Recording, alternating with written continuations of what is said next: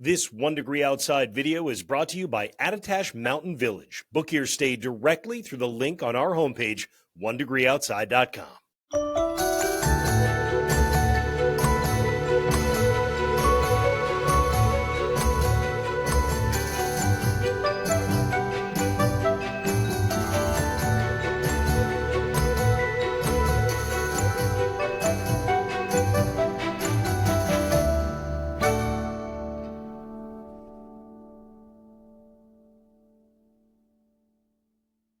Well, just a friendly reminder, today's the last day to enter for a chance to win a 2-night deluxe stay up at Attitash Mountain Village. And the only way to enter is at the top of our app. You can't miss it here. Give it a download. It's free on the App Store and Google Play. The winner is going to be picked, chosen, notified during the day tomorrow. Good luck to everybody. A couple different big weather stories across the country.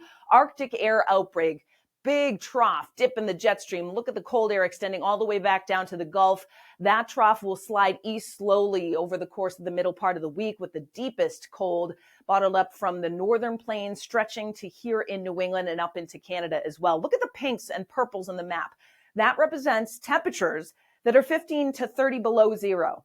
15 to 30 below zero. That's without the wind factored in. Wind chill values 40 to 50 below zero in portions of the northern plains today. Frostbite sets in as little as 5 minutes in those conditions. And notice the 30s extend all the way back down to the Gulf. We actually have extreme cold warnings all the way back down into western Texas through the overnight tonight and during the day tomorrow. Pretty colorful map across the country as well.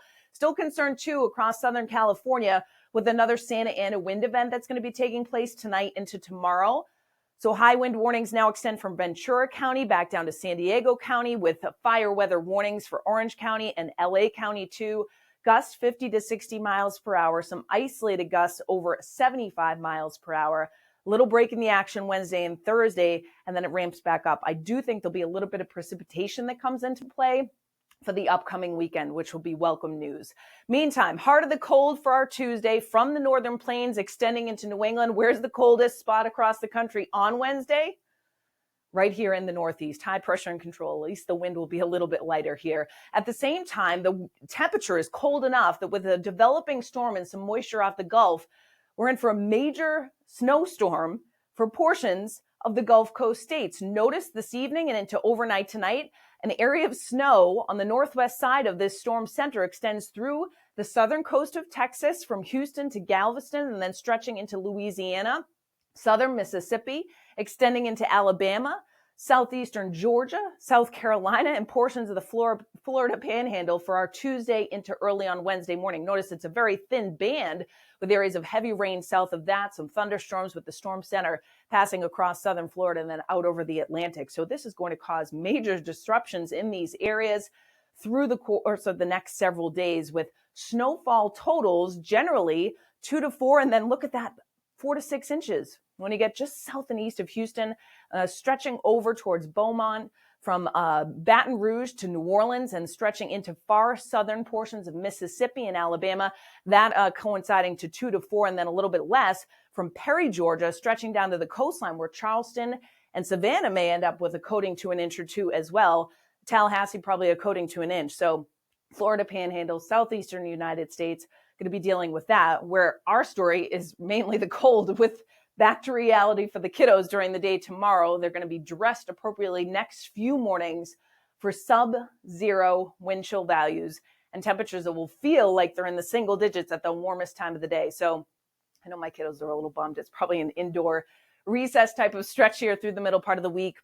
Notice by Thursday, still feeling cold in the single digits in the morning, but a little bit better, relatively speaking, feeling like the teens by the afternoon. So highs will only be in the teens to around 20. And tomorrow, the wind gusts, it's not a damaging wind or anything like that, but it'll still be about 10 to 20 miles per hour with some higher gusts. And then actual feels like temperatures will go sub-zero across the far north country in single digits at the warmest time of the day.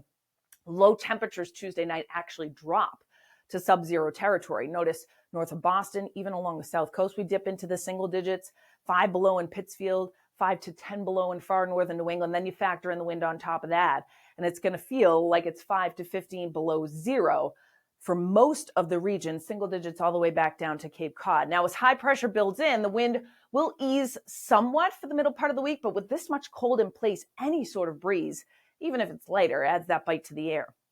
So high temperatures Wednesday will be in the teens to lower 20s. We may get grazed by a couple of snow showers, ocean effect on the outer Cape on Wednesday. So we'll watch that. Predicted wind chill Wednesday, not really going anywhere, single digits. Coldest readings in the far north country into northern Maine, where it'll feel like 10 below at the warmest time of the day. And then Wednesday night, temperatures in the single digits, below zero again across northern New England. Wednesday night, we'll watch the potential for some ocean effect snow on the mid and outer Cape, kind of getting grazed by that. I do see the wind shifting around and a little bit of the easing of the cold for the end of the week. So notice by the time we get to Thursday, temperatures will be in the 20s to lower 30s.